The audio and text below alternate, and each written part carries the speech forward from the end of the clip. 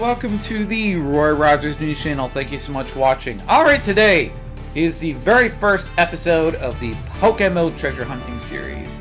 Now, before I dive into this episode, I would like to give you the itinerary.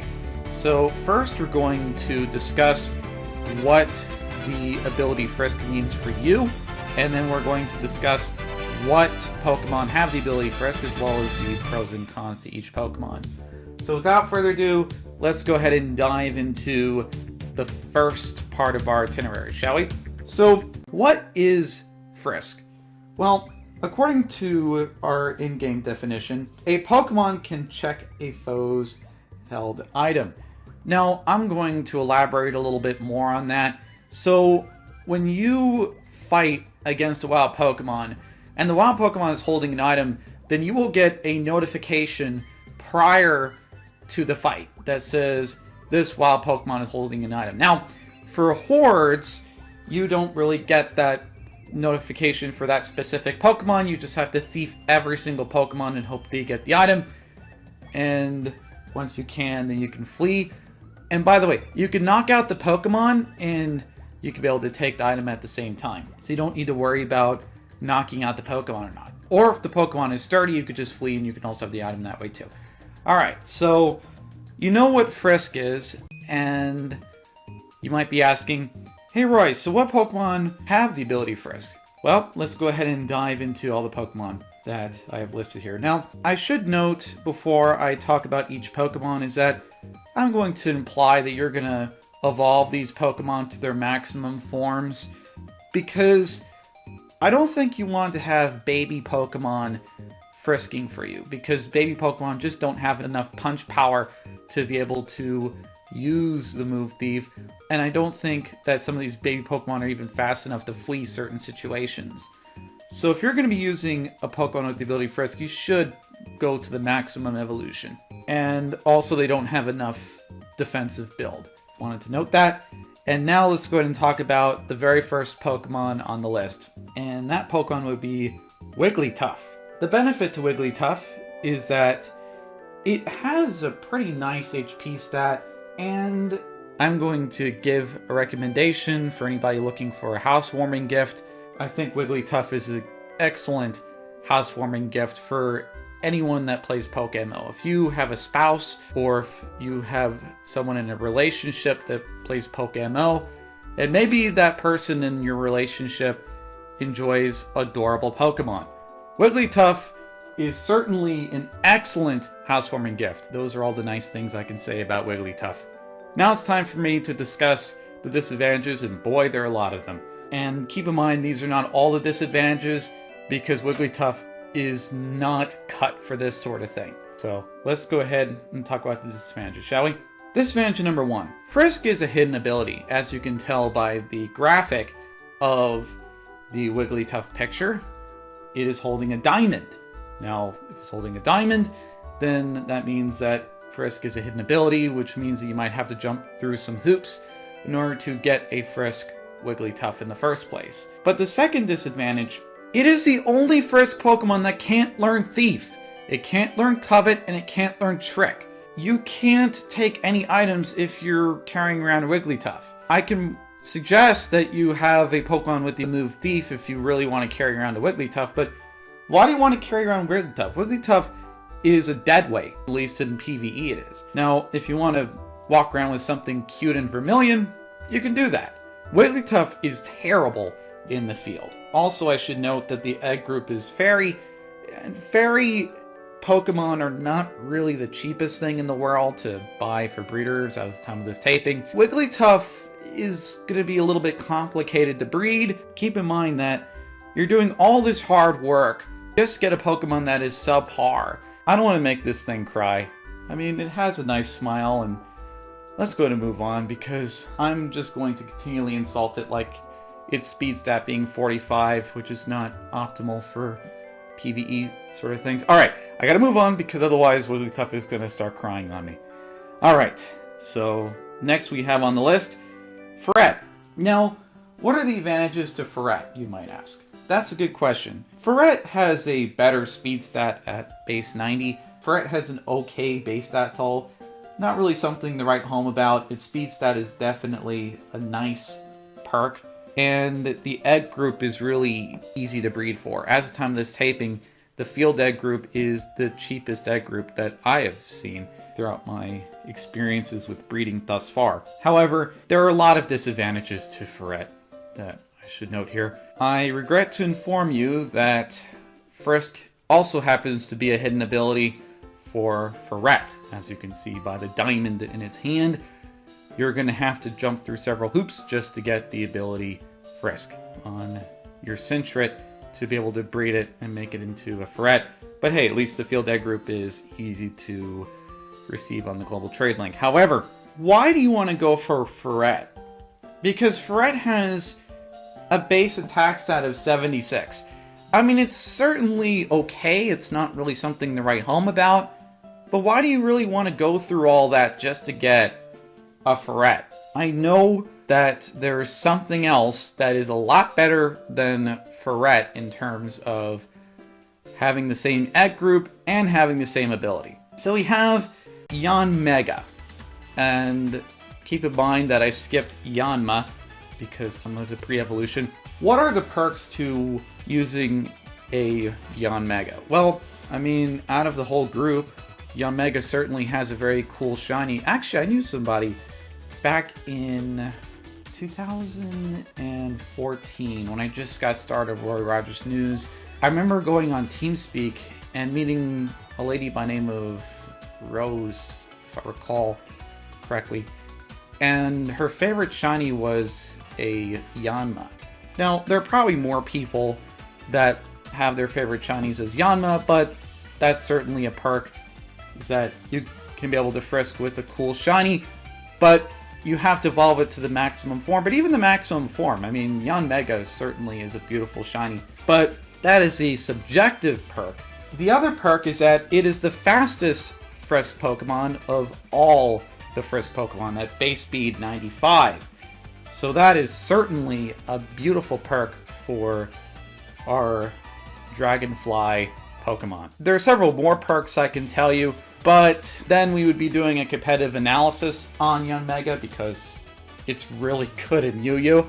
But I don't want to make this into a competitive analysis. I'm talking about the Frisk department. And with that, we're going to have to talk about a lot of its drawbacks. So first off, Yanmega has the bug egg group, which is not the cheapest thing in the world. It's not super expensive either, but you do have to do some budgeting if you want a Yanmega to accompany you throughout your adventure. That is the disadvantage to carrying around a Yanmega, and also the fact that it has the hidden ability Frisk, and you're gonna have to jump through several hoops just to get that hidden ability and breed in its egg group. And what do you have in the end? You have a Pokemon that is, at best, subpar at doing its job. I mean, yeah, it's the fastest Frisker out of all the Friskers, but the attack stat is the most important. And that is a stat that Yanmega is not good at. Yanmega also does not like it when you have Pokemon that are throwing rock-type attacks at you. Now keep in mind that if you're a frequent breeder, you really don't want Yanmega to be frisking your items, because guess who you're going to be frisking? Geodude, Graveler, and those Pokemon are probably going to punch you with a bunch of rock moves. That is Yanmega's worst nightmare.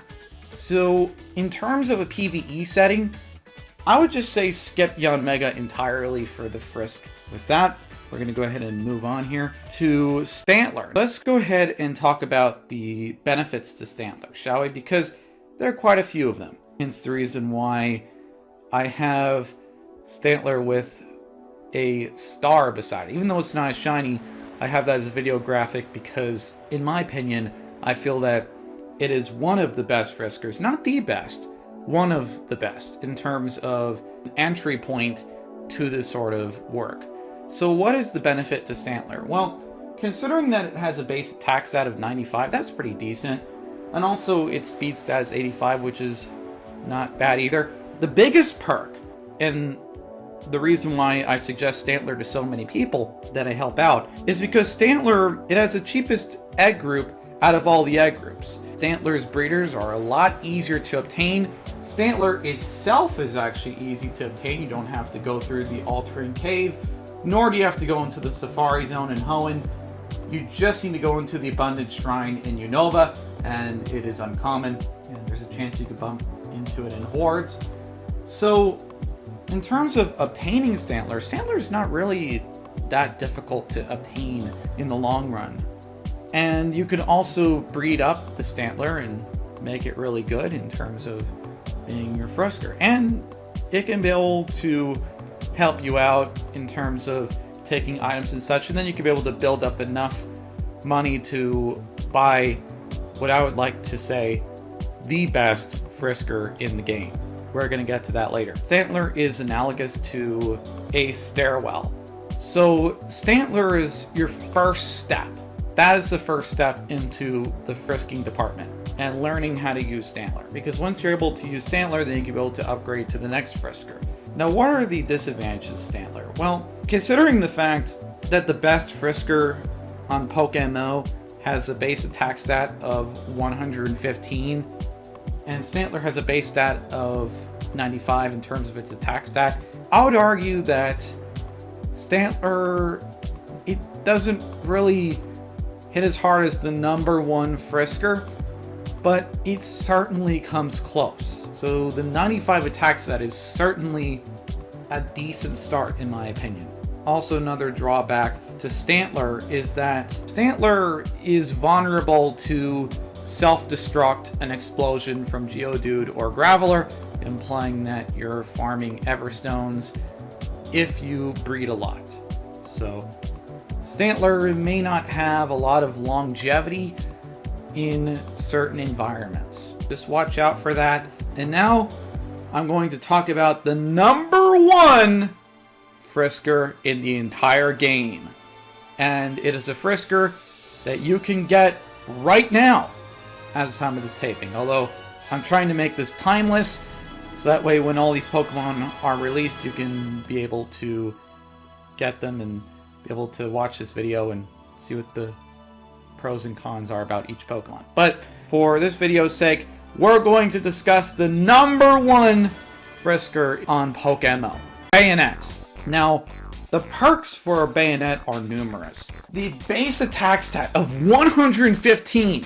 That is the highest attack stat of any Frisker on PokeMMO. And the speed stat is 65, which I know some people are probably going to gripe about, but consider the fact that you're going to be at level 100, and when you're doing item farming, most people are level 100, and most fights are below 100, around level 40-ish or 50-ish, so that really doesn't matter in the grand scheme of things. But you can train max attack, max speed, plus attack nature, preferably adamant. You could be able to make Banette a ferocious Banette. And speaking of Banette, it is also a ghost type, so that means if you were to be farming Everstones, and let's just say Geodude or Graveler want to self-destruct on you, well, they can't, because you're a ghost type.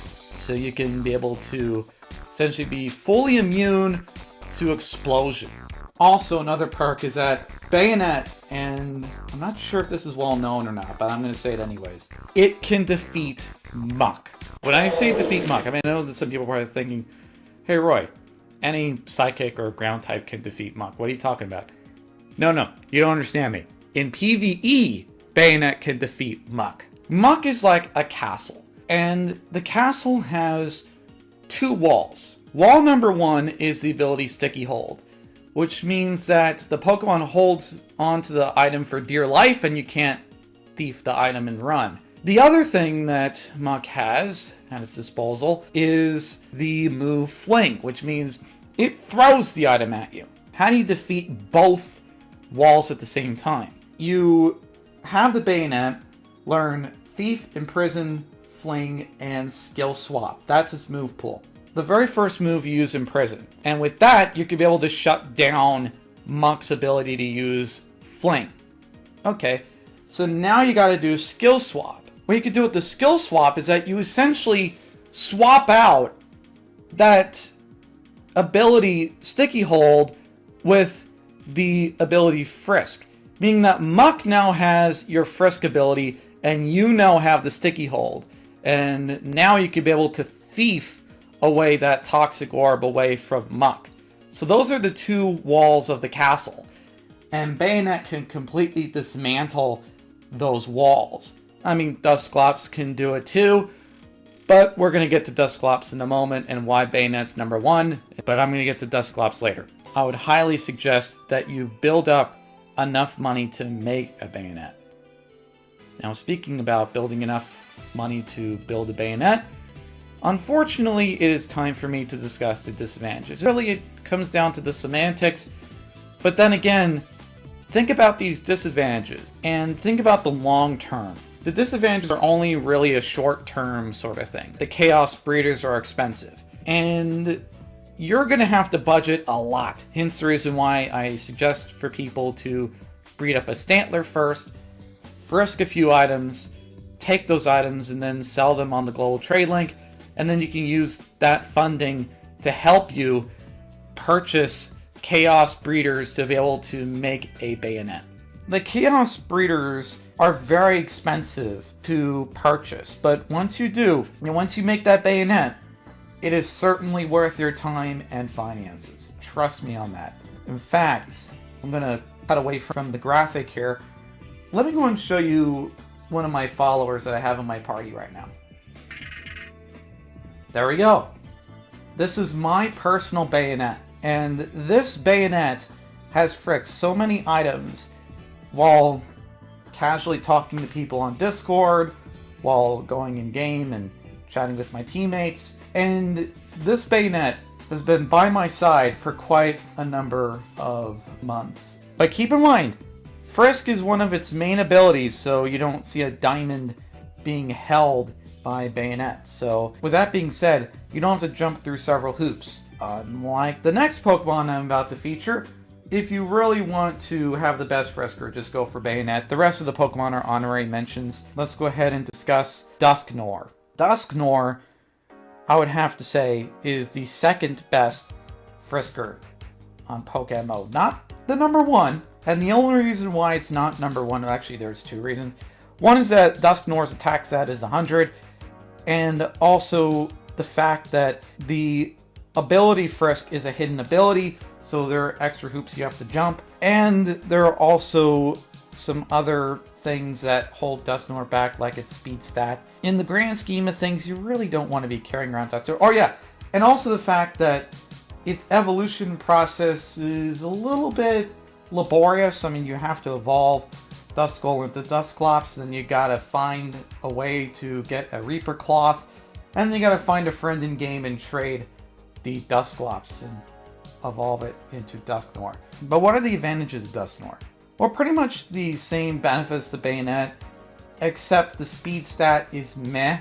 Its HP stat is meh. And also, in general, Dusknoir, the perk to Dusknoir is that it can learn the same moveset as Banette. Thief, Imprison, Fling, and Skill Swap. But then again, why using a Dusknoir? Why not use a Banette? It's a lot easier to make a Banette than it is to make a Dusknoir. Even then, you're trying to obtain the second best Frisker in the game, and I have to ask, why are you not going for the number one? I have to ask that question. And it has the same disadvantage as Banette, that the Chaos Breeders are expensive to find. I'm going to ask the same question in a restated way. Why not use those Chaos Breeders for Banette rather than using it for Dusknoir?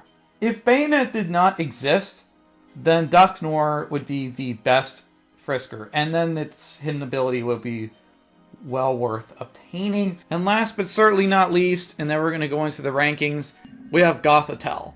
What are the perks to Gothitelle? Well, Gothitelle has some pretty nice bulk, considering the fact that it has HP base 70, defense 95, special defense is 110. And its speed stat is the same as Banette, so you also have that too, but you're not really invested in speed if you're going to be using a Gothitelle. Let's just say you're a researcher, and you're trying to find out what items are being held by certain Pokemon for certain NPCs, if you were to be constructing a guide about that sort of thing. Then Gothitelle would be your best partner in crime, because Gothitelle has a base attack set of 55, so even if you have to use the move Thief, you won't really hit that hard.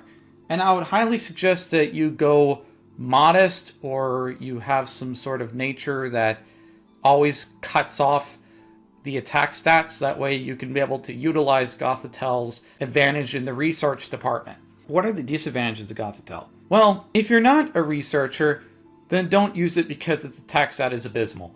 Also, we have to note that Gothitelle unfortunately has one of the most expensive egg groups out there, which is humanoid. Trust me, I've had to find several humanoid Pokemon. It is a nightmare to breed. You really have to budget around humanoid, and you really have to want that Gothitelle in order to breed it up in the first place. Once you breed up that Gothitelle, you're going to be very exhausted, and you might not want to go after several breeds, maybe for like 1 or 2 months, just to make up for funding. This is more of a philanthropic endeavor on your part than it would be a profitable endeavor on your part, because you're really making the Gothitelle so that way you can be able to create a guide on forums about certain NPCs. You're not creating Gothitelle for utility, because Gothitelle is not going to grant that to you. I should note that Frisk is not a hidden ability for Gothitelle. Hence the reason why Gothitelle does not have a diamond in its hand. And before I sign out, now it's time for me to give you a conclusion to this biography of all the Frisk Pokemon, as well as what you can do. Stantler you should use as a stepping stone for Banette, essentially. And that stepping stone will be really large if you're using Stantler to obtain Dusknoir. As of the time of this taping, Dusknoir's hidden ability is not released yet, but from what I hear on forums, courtesy of the PokeMMO development team, obtaining hidden abilities is not going to really be the cheapest thing in the world to do. With that in mind, you're going to have to factor in that hidden ability expense. And considering the fact that Dusknoir is, in my view, the number 2 Frisker, why not just obtain the number 1? And the number 1 doesn't even have the hidden ability obstacle. If you're a big fan of the Pokemon, that's completely understandable. Go right ahead. PokeMMO, you're free to do whatever you want. But for efficiency's sake, go for Banette. Don't go for Dusknoir. Those are all the Pokemon that have Frisk. And I do want to make this a timeless video, so maybe some Pokemon are not released yet. But in the near future, when they are released, at least you can resource this video and you can be able to try your best to pursue the Frisker that best matches your in-game goals. And with that, I'm going to go ahead and sign off. This is the Roy Rogers News Channel. Don't forget to comment and subscribe to the channel, like the content that you see here. And I hope you enjoyed the PokeMMO treasure hunting series. And this is the Roy Rogers News Channel. Don't forget to comment and subscribe to the channel, like the content that you see here. And this is the Roy Rogers News Channel signing off. Fast, accurate, unbiased, Roy Rogers News.